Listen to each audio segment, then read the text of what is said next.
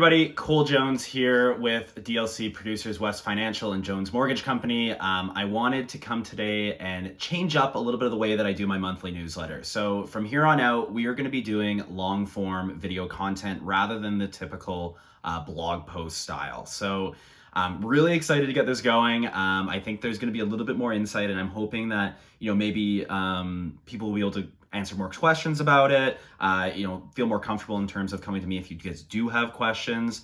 But this is going to be your March newsletter. So March is here. It feels like 2023 has been absolutely flying by. But that being said, we're almost up into spring here. I've got my tropical shirt on today, feeling like it should be spring coming up, even though I think there's still a little bit of snow on the ground. But for today, we're going to be touching on a couple things to try to keep these videos relatively short. Don't want to pack in too much content. So of course, if you do have a specific question, please make sure that you're reaching out to me, whether it be texting, email, phone call, everything, all my contact details are listed in the bio below, and you guys will have it. So yeah, two things I wanted to talk about today. One is we are coming up here on a spring market, which historically is one of the busiest times of the year in the real estate world. Want to make sure that you guys are ready. So I'm going to talk about 5 things in terms of making sure that you are ready for your purchase. And then I'll give you a little bit of economic insight, just talking about, where I could see interest rates going, what's happening in the economy. And then overall, just, a basic idea of what we're seeing in the real estate world. So when it comes to getting ready for a spring market, so one thing I'll touch on this before I dive into that is we're at an interesting time in terms of where the real estate market is here in Greater Vancouver and BC as a whole. Is, we're seeing a lot of people starting to come off the fence that were waiting over the last year as we've seen interest rates climb. And, they're starting to look like I'll talk about this near the end of the video. We're going to have the Bank of Canada announcement coming up in a couple days. And we're going to start to see, nothing should change. Rates should stay the same. So more and more people are going to be coming off of that fence and starting to look. So with that, we've seen tons of activity in terms of buyers, but we haven't seen a whole lot of inventory. So there has been, multiple offers going on, some properties going over asking, and it's not as common as what we've been seeing, say, over the last 6 to 8 months. And it's kind of almost feeling like what we were seeing in 2021. That being said, though, prices are by no means going above what they were in 2021. We're more seeing just, more people competing, not necessarily those multiple offers with way over asking, just more people actually interested in the same property, which we weren't really seeing over the last, say, 6 to 8 months.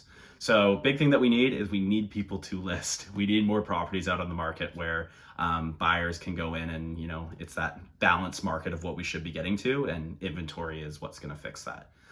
So preparing for the spring market, what do you need to do as we start to see more properties come up here onto the market? And what do you need to do in terms of getting yourself ready for your mortgage and making sure that you're financially secure? So your income is stable. That is a huge one. Make sure that you are, you're in a job that you're happy in. You're not going to be leaving it anytime soon.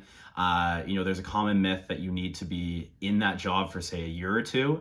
That's just not true. Basically, you need to be past probation, and sometimes even lenders will offer exceptions for if you're in probation. Usually you have to be in basically the exact same job that you were in with another company. But there are ways around it. So, but that being said, though, even if you are, 3 months into your job and maybe you're not loving it, maybe reconsider making that purchase, because, you could leave and maybe you're not going to get into another job right away. And mortgage payments are expensive, right? So you want to make sure that you're fully comfortable, and that you're going to be able to have that steady cash flow coming in every month to make those monthly payments. So the other one is making sure your down payment is ready. Make sure you have enough money on hand. You have an idea of what size of a down payment you're going to be having. So when you go into a purchase a place, like say you're going to have less than 20% down, that you can't purchase anything over $1 million. So knowing where that funds are, making sure that they're in a Canadian bank account, they're set whether in your savings or RSPs or GICs, which I know have been pretty popular over the last year or so, just with the rates. but making sure that you're fully ready in terms of your down payment. Making sure that if you're buying as a principal resident, not as an investor, you're buying in an area that you can see yourself growing in. We are at a time in the market where, prices are significantly lower than what they were a year ago.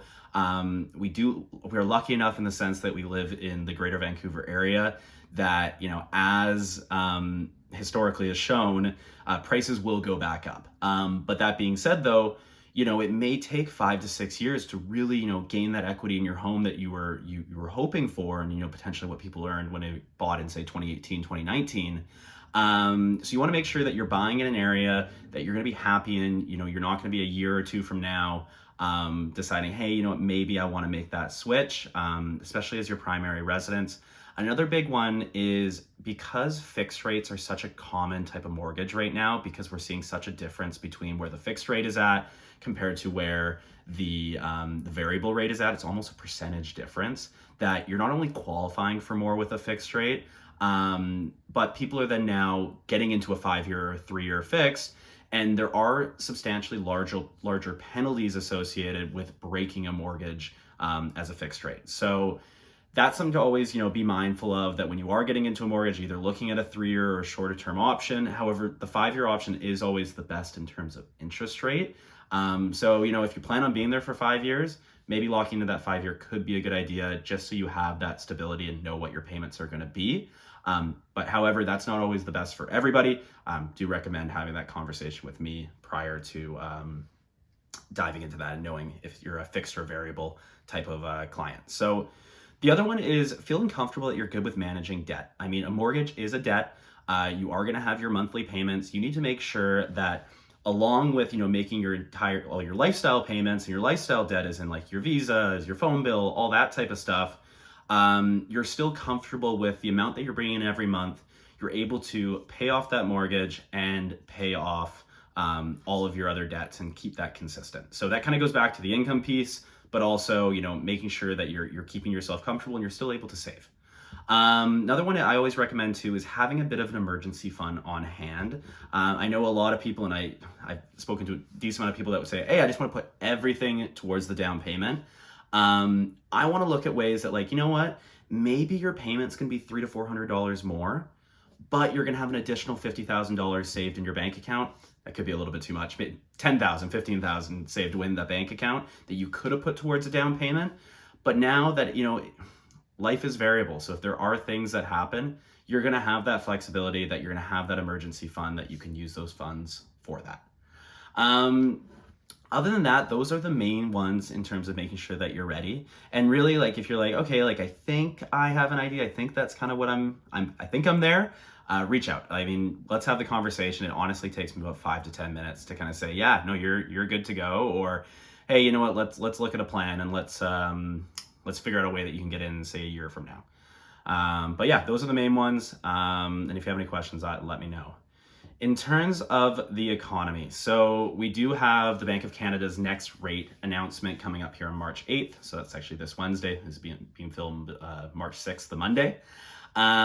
It's pretty well known that we believe that we're going to see a pause to the rate hikes for this Bank of Canada announcement, which is awesome.